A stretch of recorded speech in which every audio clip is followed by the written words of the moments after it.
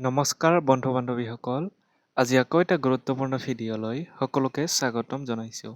এইটো ভিডিঅ'ৰ মাধ্যমেৰে আমি আলোচনা কৰিম HS first year final exam 2025ত হৈ যোৱা পলিটিকেল ছায়েন্সৰ কুৱেশ্যন পেপাৰ চলুশ্যন সম্পৰ্কে। আপোনালোকে নিশ্চয় চাব পাৰিছে কুৱেশ্যন পেপাৰখন 2025ত হৈ যোৱা পলিটিকেল ছায়েন্স কুৱেশ্যন পেপাৰ আৰু ফুল মাৰ্ক 80, পাছিং মাৰ্ক 24, টাইম দিয়া থাকিব 3 ঘণ্টা। কুৱেশ্যন নম্বৰ 1 লৈ আমি আহিছোঁ। কুৱেশ্যন নম্বৰ 1টো দিয়া আছিলে শুদ্ধ উত্তৰটো বাছি উলিওৱা।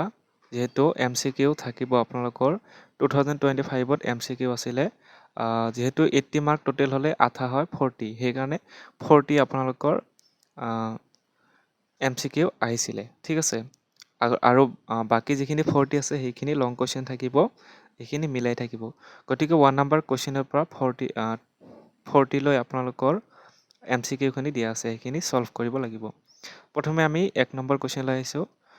গ্ৰীক শব্দ পলিচৰ অৰ্থ হৈছে, প্ৰথমতে দিয়া আছে চাওক, প্ৰথমতে আছে যে গ্ৰীক শব্দ পলিচৰ অৰ্থ হৈছে city, civil, citizen, state. Polish শব্দৰ অৰ্থ হৈছে চিটি ষ্টেট, ঠিক আছে, অৰ্থাৎ নগৰ ৰাষ্ট্ৰ। তাৰপিছতে আপোনালোকৰ যিটো কুৱেশ্যন দিয়া আছে 2 নম্বৰ, যে নেলছন মাণ্ডেলাই লিখা আত্মজীৱনীখন হ'ল,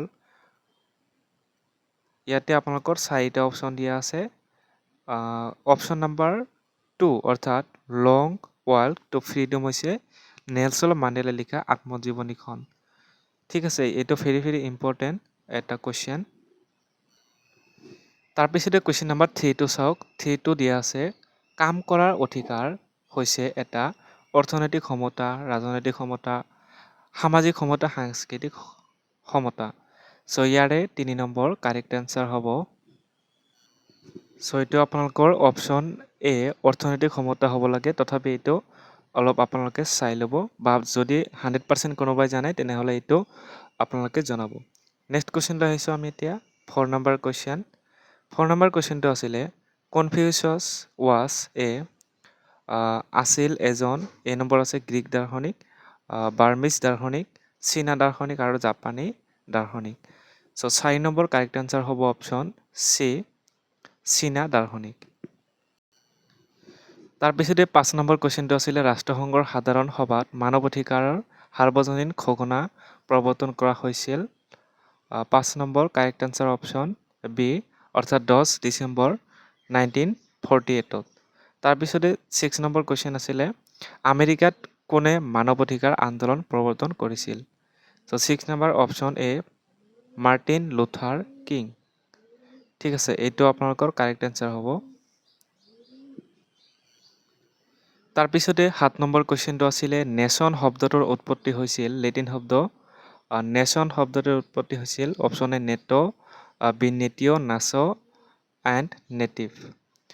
কাৰেক্ট এনচাৰ হ'ব অপশ্যন বি নেটিঅ, অৰ্থাৎ নেটিঅৰ পৰা নেশ্যন শব্দটোৰ উৎপত্তি হৈছে। তাৰপিছতে নেক্সট কুৱেশ্যন আছে 8 নম্বৰ, যে ধৰ্ম নিৰপেক্ষ ৰাষ্ট্ৰৰ বিপৰীতই হৈছে ডেছ। 4টা অপশ্যন দিয়া আছে, কাৰেক্ট এনচাৰ অপশ্যন চি, অৰ্থাৎ ধৰ্মীয় ৰাষ্ট্ৰ। কুৱেশ্যন নম্বৰ 9 লৈ আহিছোঁ। ৰিপাব্লিক গ্ৰন্থখনৰ লিখক হৈছে 9 নম্বৰ, এইটো আমি সকলোৱে জানো, প্লেটো। তাৰপিছতে 10 নম্বৰ কুৱেশ্যনটো আছিলে যে who is the author of the book Hind Swaraj. Hind স্বৰাজৰ গ্ৰন্থখনৰ লিখক কোন, সেইটো সুধিছে। হিন্দ স্বৰাজৰ লিখক, এইটো আপোনালোকৰ কাৰেক্ট এনচাৰ হ'ব অপশ্যন বি, মহাত্মা গান্ধী। তাৰপিছতে নেক্সট কুৱেশ্যন আছিলে 11 নম্বৰ, ৰাজনীতি হৈছে মানুহৰ নগৰ আৰু ভগৱানৰ নগৰৰ মাজৰ এখন সাঁকো দলং। এই কথাষাৰ কৈছিল। এইটো আপোনালোকে 11 নম্বৰ কুৱেশ্যন কোনটো হ'ব, এ নম্বৰ দিয়া আছিলে JS মিল, এৰিষ্টল, চেণ্ট আগাষ্টাইন, প্লেটো। কাৰেক্ট এনচাৰ হ'ব আপোনালোকৰ অপশ্যন চি, চেণ্ট আগাষ্টাইন। তাৰপিছতে কুৱেশ্যন নম্বৰ 12, অন লিবাৰেটি গ্ৰন্থখনৰ লিখক কোন। এইটো আপোনালোকৰ কাৰেক্ট এনচাৰ হ'ব অপশ্যন বি অৰ্থাৎ JS মিল। নেক্সট কুৱেশ্যন 13 নম্বৰ দীপা মেহতাৰ চিনেমাখন হৈছে এইটো আপোনালোকৰ 13 নম্বৰ ৱাটাৰটো হ'ব কাৰেক্ট এনচাৰ। তাৰপিছতে 14 নম্বৰ কুৱেশ্যন হৈছে পুঁজিবাদ হৈছে পৃথিৱীৰ শত্ৰু এই কথাষাৰ কোনে কৈছিল? এইটো 14 নম্বৰ অপশ্যন, এইটো হ'ব কাৰ্ল মাৰ্কছে কৈছিল। তাৰপিছতে নেক্সট কুৱেশ্যন যে এ থিয়ৰী অফ জাষ্টিছ গ্ৰন্থখন লিখিছিল 15 নম্বৰ এইটো আপোনালোকৰ এ নম্বৰ দিয়া আছে David Easton, John Rawls, Gabriel Almond, Aristotle. Correct answer option B John Rawls. তাৰপিছতে 16 নম্বৰ কুৱেশ্যনটো দিয়া আছিলে যে লিবাৰেটি শব্দটো আহিছে লেটিন শব্দ লিভাৰ, লাৱাৰ, লিভাৰ। So' 16 number correct answer will be option A লিভাৰ। চ' আপোনালোকে কুৱেশ্যন নম্বৰ 17 লৈ আহক। তলৰ কোনজন ৰাজনীতিয়ে সমাজক সাপৰ কণ্ডলীয়ে মেৰুৱাৰ নিচিনাকৈ ৰাখিছে বুলি কৈছে? চ' আপোনালোকৰ 17 number question correct answer option B Gandhiji. তাৰপিছতে 18 নম্বৰ কুৱেশ্যনটো আছিলে যে অজ্ঞতাৰ আৱৰণৰ পৰামৰ্শ দিয়া ব্যক্তিজন হ'ল। চ' গোটেইখিনি অপশ্যন চাই ল'ব। অপশ্যন চিটো হ'ব কাৰেক্ট এনচাৰ অৰ্থাৎ জন ৰলছ। এইটো হ'ব কাৰেক্ট। তাৰপিছতে নেক্সট কুৱেশ্যন 19 নম্বৰ যিটো আছিলে সেইটো হৈছে যে the author of the book the Satanic Verses is অৰ্থাৎ গ্ৰন্থখনৰ লিখক হ'ল। এইটো 19 নম্বৰ কুৱেশ্যন। কাৰেক্ট এনচাৰ হ'ব অপশ্যন ডি চলমন ৰছুদ্দি। চলমন ৰছদি এইটো কাৰেক্ট এনচাৰ হ'ব দ্য চেটানিক ভাৰ্চেছ গ্ৰন্থখনৰ লিখক। তাৰপিছতে 20 নম্বৰ কুৱেশ্যনটো আছিলে জন লকৰ মতে যিকোনো কাম কৰাৰ অধিকাৰ হৈছে এটা natural right, social right, economic right, political right. So' এইটো আপোনালোকৰ 20 নম্বৰ কাৰেক্ট এনচাৰ হ'ব অপশ্যন চি অৰ্থাৎ ৰাজনৈতিক অধিকাৰ। যিকোনো কাম কৰাৰ অধিকাৰ হৈছে ৰাজনৈতিক অধিকাৰ। এইটো হ'ব কাৰেক্ট এনচাৰ। চ' এটা কথা আপোনালোকে জানি ল'ব 20 নম্বৰটো যে জন লকৰ মতে যিকোনো কাম কৰাৰ অধিকাৰ হৈছে অৰ্থাৎ যিকোনো কাম right to do anything is an according to John Locke. ঠিক আছে, জন লকৰ মতে যিকোনো কাম কৰাৰ অধিকাৰ হৈছে যদি ৰাজনৈতিক অধিকাৰ হয় তেতিয়াহ'লে এই কুৱেশ্যনটো আৰু এবাৰ চাব। 20 নম্বৰটো কাৰেক্ট এনচাৰ এইটোহে হ'ব। ঠিক আছে, চি নম্বৰ অৰ্থাৎ অৰ্থনৈতিক অধিকাৰ। চ' ইয়াৰ লগত আৰু এটা কুৱেশ্যনৰ মিল আছে সেইকাৰণে মই বাৰে বাৰে কৈ আছোঁ, অলপ চাব যে জন লকৰ মতে যিকোনো কাম কৰাৰ অধিকাৰ হৈছে অৰ্থনৈতিক অধিকাৰ। এইটো কাৰ মতে? জন লকৰ মতে। যদি এই কুৱেশ্যনটোৰ এনচাৰ যিকোনো কাম কৰাৰ অধিকাৰ যদি অৰ্থনৈতিক অধিকাৰ হয় তেনেহ'লে কাম কৰাৰ অধিকাৰ হৈছে এটা অৰ্থনৈতিক অধিকাৰ। এইটো কাৰেক্ট এনচাৰ হ'ব অৰ্থনৈতিক সমতা। ঠিক আছে, একে কথা অলপ উল্টা পাল্টাকৈ দিছে, এইখিনি চাব। এইবাৰ আমি কুৱেশ্যন নম্বৰ 21 লৈ আহিছোঁ। ভাৰতৰ সংবিধান সভাত কোনে উদ্দেশ্য সম্বলিত প্ৰস্তাৱ উত্থাপন কৰিছিল? চ' 21 নম্বৰ কুৱেশ্যন উইল বি পণ্ডিত জৱাহৰলাল নেহেৰু। ইয়াতে অপশ্যন দিয়া আছে। তাৰপিছতে আপোনালোকে কুৱেশ্যনটো চাওক 22 নম্বৰ কুৱেশ্যন দিয়া আছে ভাৰতৰ সংবিধানৰ কোনটো অধ্যায়ত মৌলিক অধিকাৰবোৰ সন্নিৱিষ্ট কৰা হৈছে? এইটো এটা ইম্পৰ্টেণ্ট কুৱেশ্যন। 22 নম্বৰ এইটো আপোনালোকৰ কাৰেক্ট এনচাৰ হ'ব অপশ্যন 1 তৃতীয় অধ্যায়ত। তাৰপিছতে 23 নম্বৰ কুৱেশ্যনটো দিয়া আছে চাওক নিৰ্বাচন আয়োগ দায়িত্বশীল হয় 23 অপশ্যন ডি। চ' ইয়াতে অপশ্যন নাই। চ' আপোনালোকৰ কাৰেক্ট এনচাৰ হ'ব 23 number question answer is option D কেন্দ্ৰীয় আৰু ৰাজ্যিক নিৰ্বাচন উভয়ৰ বাবে। তাৰপিছতে কুৱেশ্যন নম্বৰ 24টো দিয়া আছে ৰাজ্যসভালৈ ভাৰতৰ ৰাষ্ট্ৰপতিয়ে কিমানজন সদস্য মনোনীত কৰে? চ' এইটো 24 নম্বৰ কুৱেশ্যন। এইটো আপোনালোকৰ 12জন হ'ব। অপশ্যন বিটো কাৰেক্ট এনচাৰ হ'ব। তাৰপিছতে 25 নম্বৰ কুৱেশ্যন আছিলে অৰ্থ সংক্ৰান্ত সংক্ৰান্ত বিধেয়ক উত্থাপন কৰা হয়? এইটো 25 নম্বৰ কুৱেশ্যন আছিলে। ইয়াৰে এনচাৰ হ'ব অপশ্যন এ লোকসভাত।